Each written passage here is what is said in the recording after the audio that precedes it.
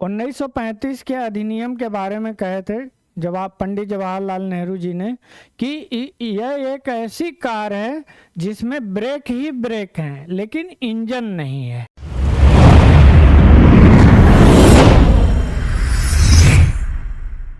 नमस्कार दोस्तों, मैं यश कुमार आज आप लोगों के लिए बेहद ही महत्वपूर्ण टॉपिक लेकर आया हूं, गणतंत्र दिवस।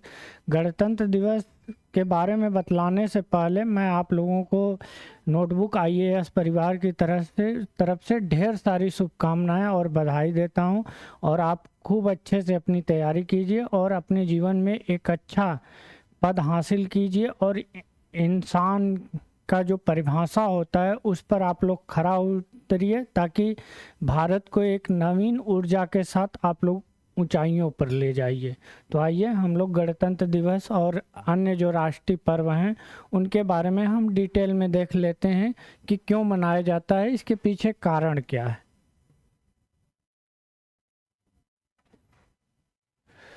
आप लोग जैसा जानते हैं कि हमारे देश में 3 राष्ट्रीय पर्व हैं। राष्ट्रीय पर्व 3 है। राष्ट्रीय पर्व का मतलब होता है फेस्टिवल, जैसे हम लोग त्यौहार मनाते हैं, दीपावली, होली, ईद, बकरीद और आपका जो हो गया नवरोज हो गया। उसी तरह हमारे 3 राष्ट्रीय पर्व हैं। पहला जो है वो 15 अगस्त है, इसके बारे में भी हम लोग डिटेल में पढ़ेंगे।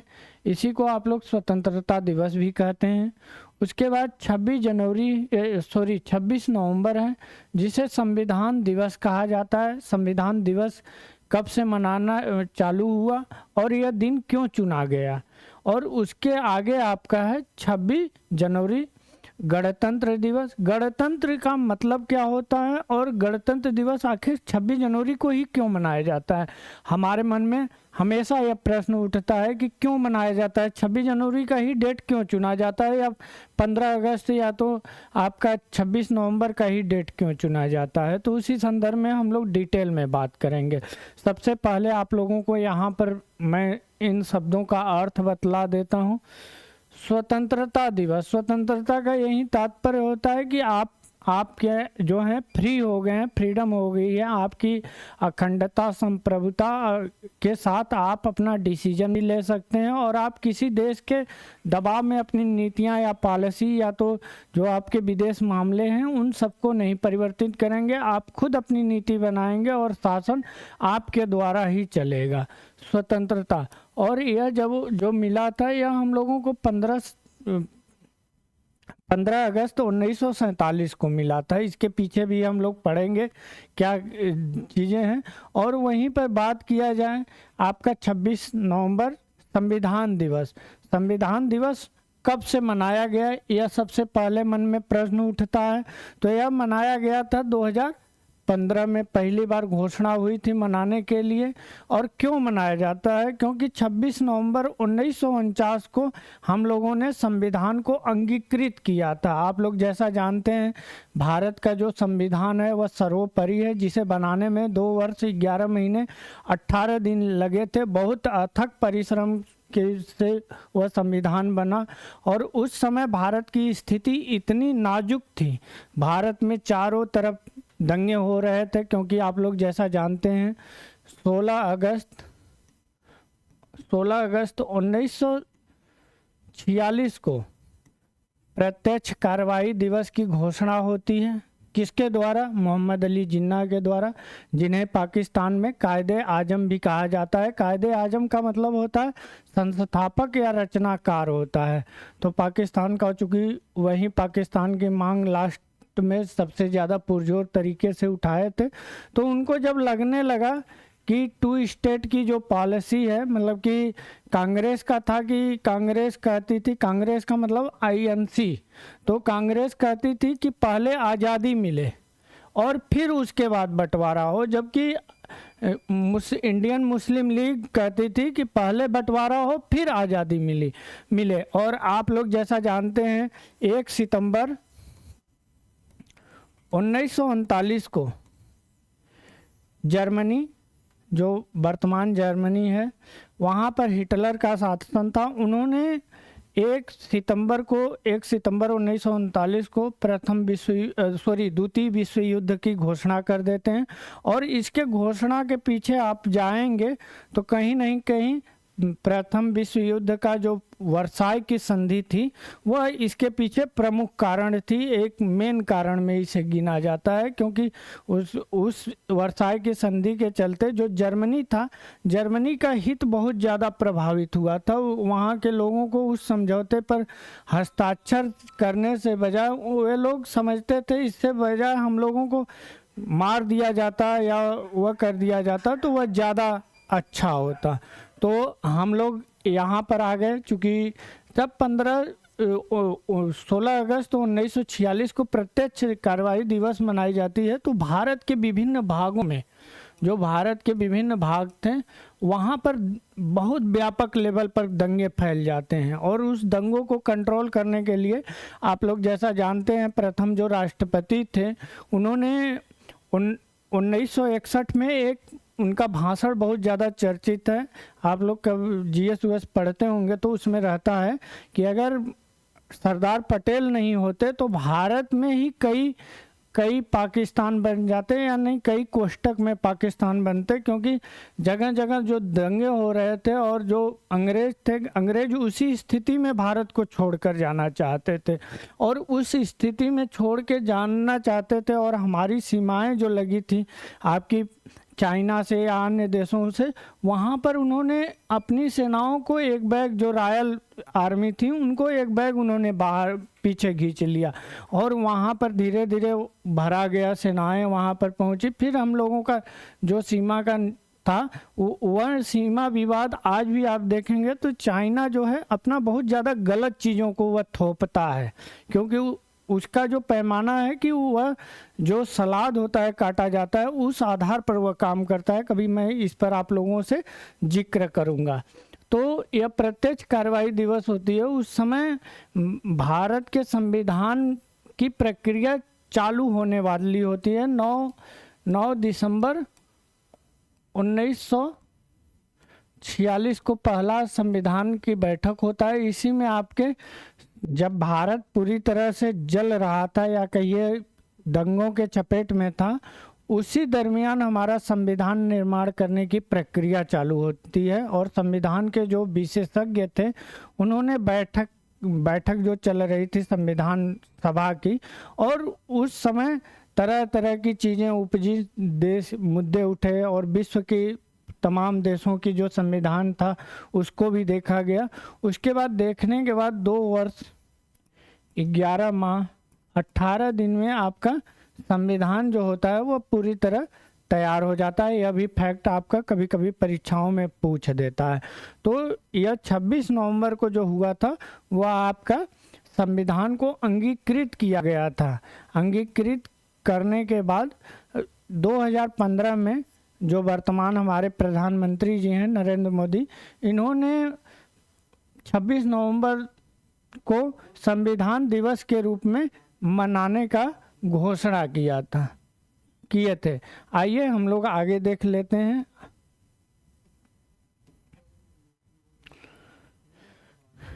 इससे पहले हम आप लोगों को एक विशेष सूचना दे दें। रिपब्लिक डे ऑफर हमारा चल रहा है और आज तक यह ऑफर है। इसको आप लोग 22 जनवरी से लेके 26 जनवरी, आज आप लोग जैसा जानते हैं अभी आप लोगों के पास समय है और आप लोग जहां कहीं भी हों, हमारे जो दिए गए नंबर हैं इस पर कॉल करके अपना रजिस्ट्रेशन करवा लीजिए। और 30 से लेके 50% तक आप हमारा जितने भी टेस्ट सीरीज चल रहे हैं UPSC और स्टेट PCS के, उन सभी टेस्ट सीरीज पर हम लोग ऑफलाइन मोड में सब पर आपको 50%, 30% से लेके 50% का छूट दे रहे हैं। आइए हम लोग आगे चर्चा कर लेते हैं, अपने टॉपिक को देखते हैं। 26 जनवरी क्यों मनाया जाता है? सबसे बड़े पहले प्रश्न उठता है 26 जनवरी। तो पहला फैक्ट आप लोगों को बतला दूं कि भारत करीब 190 साल तक, 190 वर्ष तक औपनिवेश का शिकार रहा। औपनिवेश, भारत में कई शक्तियां आई, पुर्तगाल आए, डच आए और डेनिश आए, फ्रेंच आए और आपके अंग्रेज आए। तो अगर मेनली रूप में देखा जाए तो अंग्रेज़ों का ही भारत पर अधिकार था। कुछ क्षेत्रों पर, आप गोवा हुआ छोड़ दीजिए, तो भारत पर अधिकार था। तो भारत सबसे ज़्यादा जो हित प्रभावित हुआ था वही अंग्रेज़ों से प्रभावित हुआ था, क्योंकि अंग्रेज़ों ने भारत का औपनिवेशिक शोषण किया था। अगर हम औपनिवेशिक में शोषण लगा दें तो अतिशयोक्ति नहीं होगी, क्योंकि जितने भी अकाल पड़े थे उससे पहले जो भी रिसर्चर हैं जिनकी बुक प्रकाशित हुई है वह कहे हैं कि भारत से धन उस समय बेतहाशा गया था और भारत के अनाज भी इंग्लैंड में भेजे गए थे उससे पहले। तो इसी चलते अगर आप बंगाल का अकाल उठा लीजिए जो 1770 में हुआ था, जिसमें करीब 1/3 जनता मर गई थी, और कुछ लोग इस पर लिखे थे कि अंग्रेज जो लोगों के मांस को नोच नोच के खा रहे, इतने ज़्यादा टैक्स वहाँ पर लगा दिया गया था। कभी मैं इस पर आप लोगों को जिक्र करूँगा। तो आइए हम लोग देख लेते हैं 26 जनवरी मनाया क्यों जाता है।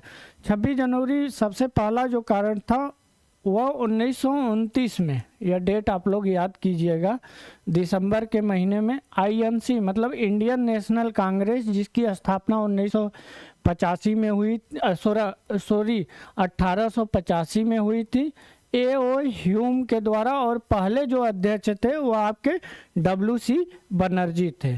तो उस समय जो स्थापना हुई थी उसी का बैठक 1929 में आपका कहाँ हुआ था, यह आपका लाहौर में हुआ था, जो कि रावी नदी के किनारे है, वर्तमान जो पाकिस्तान में पड़ता है। तो यहीं पर बैठक हुई। उसी में इसके जो अध्यक्ष थे पंडित जवाहरलाल नेहरू, उन्होंने यह घोषणा किया कि अगले वर्ष 26 जनवरी को हम लोग पहला स्वतंत्रता दिवस के रूप में मनाएंगे। सबसे पहला कारण इसके पीछे यही था। इसीलिए जब हम लोग संविधान अपनाए तो 26 जनवरी का डेट चुने। और आइए हम लोग यह देख लेते हैं कि जब द्वितीय विश्व युद्ध, आप लोग जैसा जानते हैं द्वितीय विश्व युद्ध का मैं अभी बतलाया हूँ, 1 सितंबर 1939 को प्रारंभ किया गया था। और इसमें जो देश बटे थे वह 2 भागों में बटे थे, एक मित्र देश, एक ध्रुवीय राष्ट्र। तो उसमें जब हम जाएंगे तो बतलाएंगे। जर्मनी, जापान और अन्य जो देश थे वह अलग थे, और इंग्लैंड हो गया आपका, और फ्रांस हो गया, और आपका यह क्या कहते हैं रसिया हो गया, अमेरिका हो गया, ये लोग अलग थे। तो जब जर्मनी द्वारा पहले आक्रमण किया गया उससे बहुत ज़्यादा अव्यवस्था फैल गई, और उसी समय भारत में मांग भी काफ़ी समय से चल रही थी कि भारत को आज़ादी दिया जाए। तो आज़ादी दिया जाए, उस समय इंग्लैंड के जो प्रधानमंत्री थे, यहाँ पर 2 बातें समझना जरूरी है। इंग्लैंड में संसद जो होता है, जैसे भारत में संसद होता है, संसद के 2 अंग होते हैं भारत में, राज्यसभा, लोकसभा, उसी तरह इंग्लैंड में होता है हाउस ऑफ लॉर्ड और हाउस ऑफ कॉमन। तो यह चीज़ आप लोग ध्यान रखिएगा। तो उस समय प्रधानमंत्री जो थे यह विंस्टन चर्चिल थे, और यह कंजर्वेटिव पार्टी के वहाँ के प्रधानमंत्री थे, तत्कालीन प्रधानमंत्री थे। अगर वहीं बात किया जाए, और वहाँ पर 2 पार्टी रूल है, जैसे आपका अमेरिका में है वैसे ही इंग्लैंड में है। जबकि भारत में देखा जाए तो भारत में मल्टी पार्टी सिस्टम है, जो आपकी पार्टियाँ होती हैं उनकी बात हो रही है, जो पॉलिटिकल पार्टियां होती हैं। तो उसके बाद फिर चुनाव होता है। चुनाव के समय जब होता है, आप लोग जैसा जानते हैं, लेबर पार्टी जो होती है यह थोड़ा लिबरल होती है, रहती है अभी भी। तो वहाँ पर क्लेमेंट एटली जो उस समय विपक्ष के नेता थे, उन्होंने यह घोषणा करते हैं कि यदि मैं सत्ता में आऊँगा, अगर मेरी सरकार बनती है, तो भारत के आज़ादी के बारे में हम लोग सोचेंगे, हम भारत को स्वतंत्र कर देंगे। क्योंकि बहुत ज़्यादा जो अंतर्राष्ट्रीय स्तर पर चाइना हो गया या अमेरिका हो गया या अन्य जो देश थे, इनके तरफ से बहुत ज़्यादा दबाव बन रहा था। तो उस समय यह घोषणा करते हैं। फिर उसी के बाद चुनाव होता है। चुनाव के बाद आपका लेबर पार्टी सत्ता में आती है, और प्रधानमंत्री जो विपक्ष के उस समय नेता थे वही अध्यक्ष प्रधानमंत्री बनते हैं, क्लेमेंट एटली। और आप लोगों को एक और फैक्ट बतला दूं कि वहाँ पर प्रधानमंत्री का पद इतना स्ट्रांग है, चूँकि वहाँ साम्राज्ञी जो होती हैं या सम्राट जो होते हैं उनको सर्वोच्च पद हासिल है। लेकिन ऐसा भी कहा जाता है कि अगर वहाँ पर जैसे सिग्नेचर करके भेज दिए कि हमारे सम्राट मर गए, तो तब भी उस पर उनको सिग्नेचर करना पड़ता है। इसलिए करना पड़ता है क्योंकि संसद को इतना ज़्यादा अधिकार दिए गए हैं, यह एक आलोचनात्मक रूप से कहा जाता है, इतना अधिकार दिए गए हैं कि कोई उसकी सीमा नहीं है, मतलब बहुत ही महत्वपूर्ण उसका रोल संसद का होता है। तो क्लेमेंट एटली जब यहाँ पर भारत के संदर्भ में सोचते हैं तो वह भारत को आज़ाद करने के विषय में वह एकदम तत्पर हो जाते हैं। और भारत में उन्होंने कैबिनेट मिशन, यह बहुत ही महत्वपूर्ण है, हमें हर वक्त यह परीक्षा में पूछता है, यह आप लोग ध्यान दीजिएगा। उनके जो 3 कैबिनेट मंत्री थे,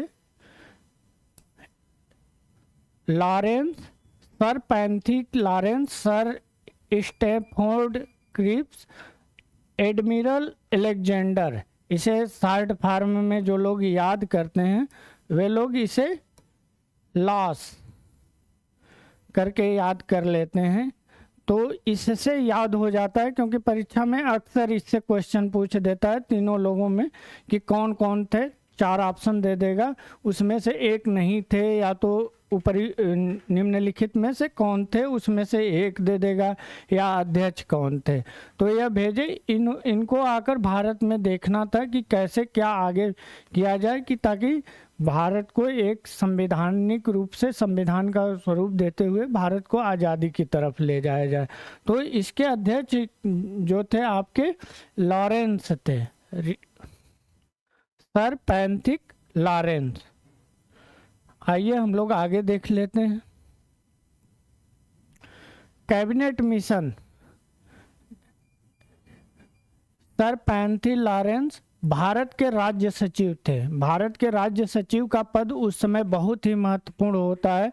जैसे आप जितने भी अधिनियम देखेंगे मैक्सिमम अगर किसी के नाम पर है तो सबसे पहला जो नाम रहता है वह इन्हीं सचिव का नाम रहता है, उसके बाद गवर्नर जनरल या वायसराय का नाम रहता है। सोच लीजिए इतना महत्वपूर्ण रोल था।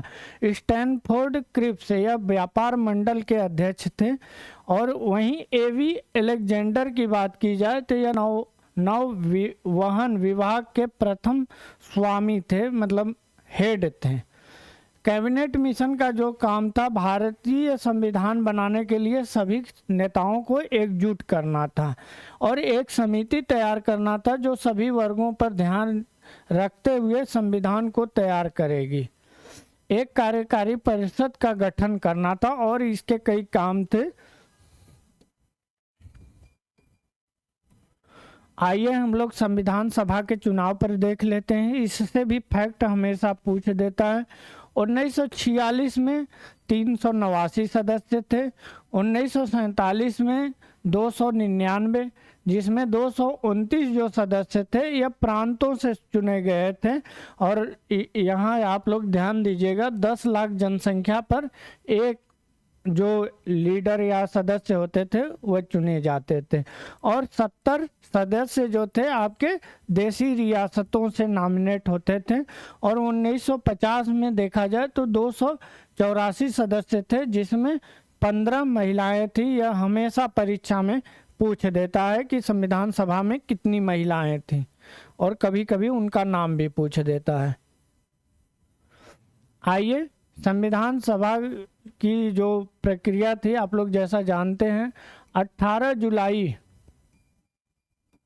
जुलाई 1947 को अधिनियम पास होता है वहाँ के संसद से, और भारत को एक आज़ाद देश के रूप में मान्यता दे दी जाती है। चूँकि पहले 3 वर्षों तक यह डोमिनियन के रूप में कार्य किया था, भारत का कार्य हुआ था। संविधान सभा संविधान लिखने के लिए चुना गया था और यह ग्रेट ब्रिटेन से भारत की स्वतंत्रता के बाद सदस्यों ने पहली बार संसद के रूप में कार्य किया था, यह आप लोग ध्यान दीजिएगा।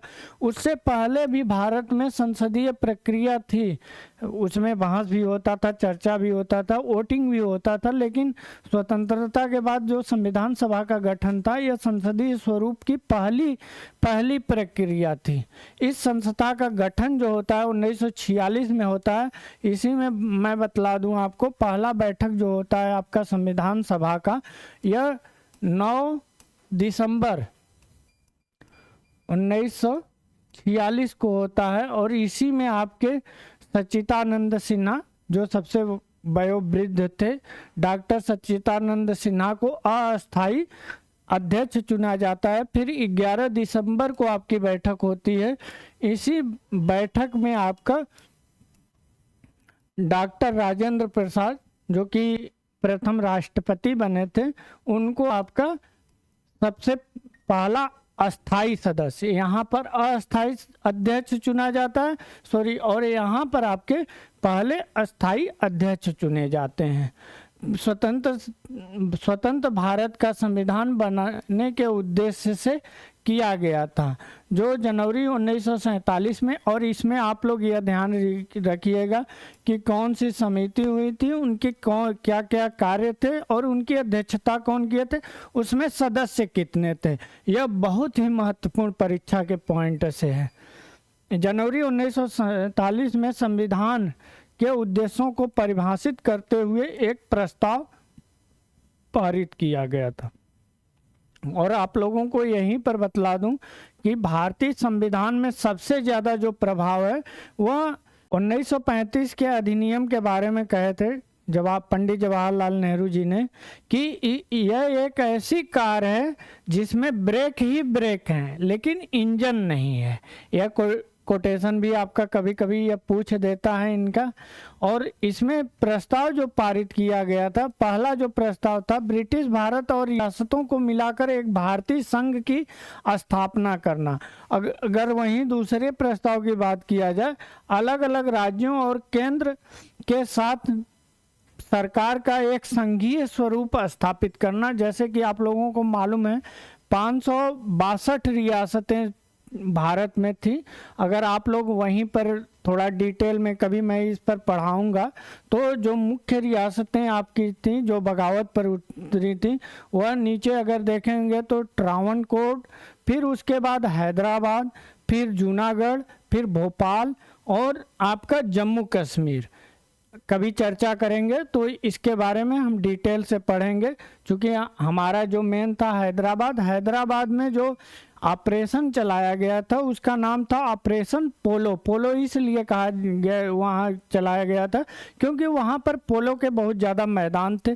और विश्व के सबसे धनाढ्य अगर रियासतों की बात की जाए तो वहाँ के जो निज़ाम थे वह सबसे धनाढ्य थे।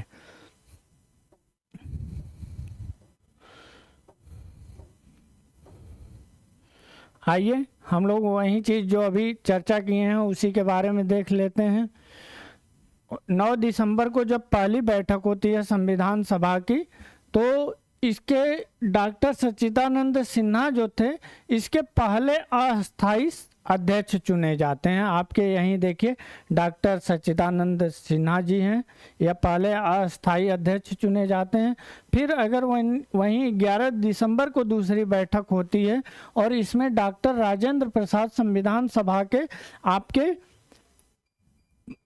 पहले जो होते हैं वह अस्थाई अध्यक्ष चुने जाते हैं। अगर BR अम्बेडकर जी की बात की जाए तो इनका भी संविधान सभा में बहुत ही महत्वपूर्ण योगदान है, क्योंकि उस समय ऐसा प्रमाण मिलता है और कहा भी जाता है कि उस समय सबसे योग्य, सबसे पढ़े लिखे जो व्यक्ति थे वह आपके डॉक्टर BR अम्बेडकर या तो भीमराव रामजी अम्बेडकर इनका पूरा नाम है। यह सबसे योग्य और सबसे ज़्यादा पढ़े लिखे उस समय थे और इन्होंने यह प्रारूप समिति के अध्यक्ष भी थे। चूँकि BN राव के द्वारा भी एक प्रस्तुत किया गया था, तो उसके बारे में भी हम जब डिटेल में बात करेंगे तो आप लोगों को बतलाएंगे। और यह देखिए 9 दिसंबर को जो पहली बैठक होती है वही बैठक आपकी यहाँ पर बतलाया गया है चित्र के माध्यम से। आपका दाएं से बीजी खरे और सरदार वल्लभ भाई पटेल हैं। आप देखिए यह बीजी खरे हैं और यह सरदार वल्लभ भाई पटेल हैं, और आपके यह के.एम. मुंशी जी हैं जो कि जस्ट पीछे आपके बैठे हैं। और इनका जो सबसे बड़ी चीज़ जो संविधान के बारे में इनकी जो कथन है, इनके कथन जितने भी उस समय थे, या तो उस समय संविधान विशेषज्ञ थे या तो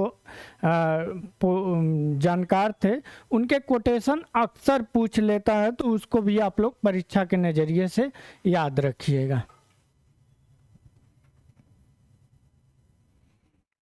देखिए ये हमारा गणतंत्र दिवस मनाया जा रहा है, बहुत ही भव्य झांकी होती है, और इस दिन लगभग प्रत्येक साल कुछ सालों को छोड़ के हर साल एक चीफ गेस्ट बुलाए जाते हैं। चीफ गेस्ट बुलाए जाते हैं, और इस बार जो चीफ गेस्ट हैं आपके फ्रांस के जो राष्ट्रपति हैं इमैनुअल मैक्रोन। और आप लोगों को एक चीज़ बतला दूं, अगर हम लोगों का अगर देखा जाए ऐतिहासिक रूप से अभी तक सबसे अगर हमारे साथ कोई सदाबहार खड़ा रहा है तो वह फ्रांस रहा है। कोई भी मुद्दा आता है वह हमारे साथ ज़रूर खड़ा रहता है, क्योंकि हम लोग किसी भी देश के आंतरिक मामले में वैसे हस्तक्षेप नहीं करते हैं। हम अपनी सॉफ्ट जो हमारी पॉलिसी है उसी के चलते हम लोग आगे बढ़ते हैं। तो आप लोगों को पुनः एक बार गणतंत्र दिवस की ढेर सारी शुभकामनाएं और बधाई। आइए हम लोग एनसीईआरटी का फाउंडेशन बैच चला रहे हैं, और हमारा आप लोग notebook IAS education for all आप टाइप कीजिए।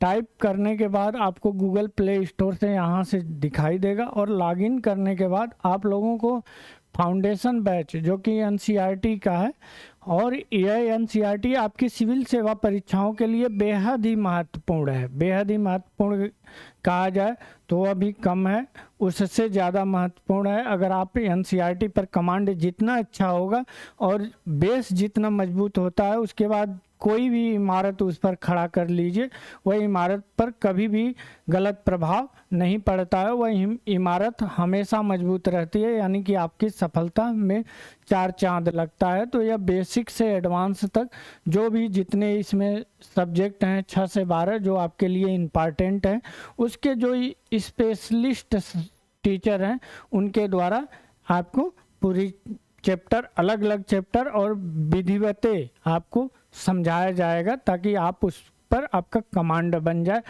आप चाहे गांव में हो या कहीं भी हो, आपका कमांड अगर सब्जेक्ट पर बन गया उस पर, तो आगे जो भी टेक्स्ट बुक पढ़ेंगे। और एक मेरा सुझाव है कि 75 बुक 75 बार न पढ़ के सिर्फ एक ही बुक 75 बार पढ़िए, तो आपको बहुत अच्छा लाभ मिलेगा और आपकी सफलता में 4 चांद भी लगेगा। आइए बेहद ही महत्वपूर्ण सूचना आप लोगों के लिए दे दूं। आप लोग जैसा जानते हैं यूपी लोक सेवा आयोग द्वारा लगभग 411 पदों से ही ज़्यादा बढ़ भी सकता है। RO review officer assistant review officer का जो पद निकाला गया है, उसका हमारे नोटबुक IAS संस्थान द्वारा 2 टेस्ट सीरीज चलाया जा रहा है। एक में आपका 60 पेपर है, 60 पेपर तो टेस्ट पेपर है, यह मात्र 75 रुपये में है और यह ऑनलाइन मोड में है। और इसको ऐप को डाउनलोड कीजिए, वहाँ लॉगिन कीजिए।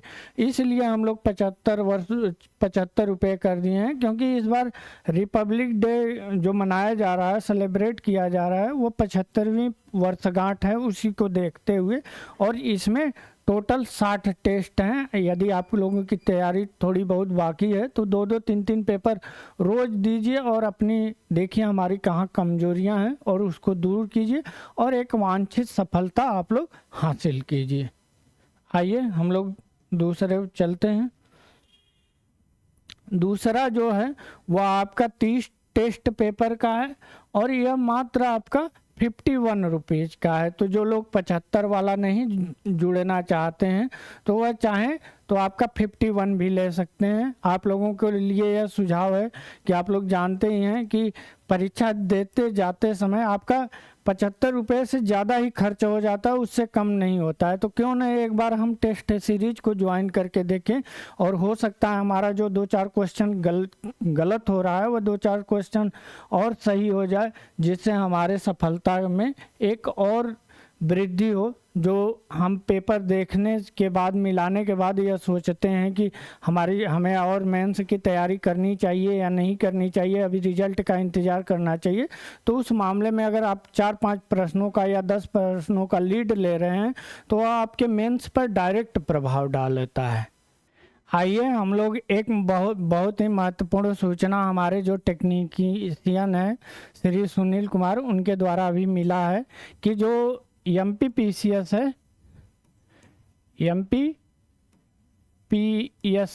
इसका फॉर्म आ गया है। तो आप लोग इसका फॉर्म जो भरा जा रहा है यह आपका 19 जनवरी से चालू हो गया है, और इसका जो लास्ट डेट है आपका वह 18 फरवरी है। और इसके फॉर्म में अगर मान लीजिए कोई आपसे त्रुटि हो गई है तो यह आप 22 फरवरी को आप कर सकते हैं, इसके फॉर्म में कोई भी संशोधन कर सकते हैं।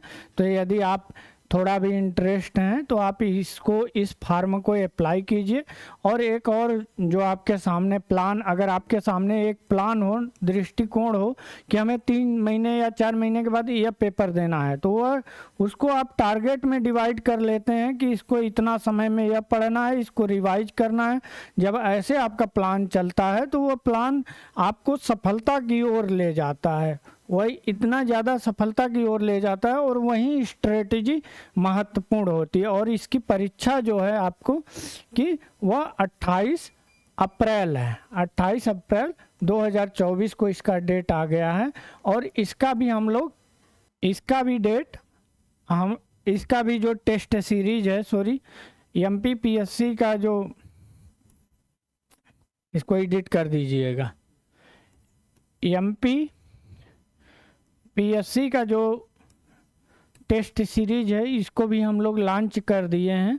तो आप लोग अभी भी कहीं भी होंगे, मैं आप लोगों को बतलाया हूँ रिपब्लिक डे ऑफर चल रहा है, और आप लोग कहीं से भी हो, हमारे जो ये दिए गए नंबर है इस पर आप लोग कॉल कीजिए, अथवा मेरा नंबर शुरू में ही मेरे जो ऑफिस का नंबर है वह दिया गया है, उस पर कॉल करके अपना आप लोग रजिस्ट्रेशन करवा लीजिए। और रजिस्ट्रेशन करवाने के बाद आप लोग ऑनलाइन और ऑफलाइन मोड में जुड़ जाइए, ताकि आप लोगों को जो लाभ मिलना है छूट का वह आप लोग उसके हकदार बने। और एक चीज़ और, हमारे इस नोटबुक IAS चैनल को अपने मित्रों और दोस्तों में ज़्यादा से ज़्यादा शेयर कीजिए। कोई भी नोटिफिकेशन आता है हम लोग तत्काल उस पर वीडियो बनाते हैं, और पूरा एथेंटिक के साथ वह वीडियो बनाया जाता है, ताकि आप कहीं भी रहें, भारत के किसी भी कोने में रहें, आपको वह सूचना तत्काल मिल सके। धन्यवाद।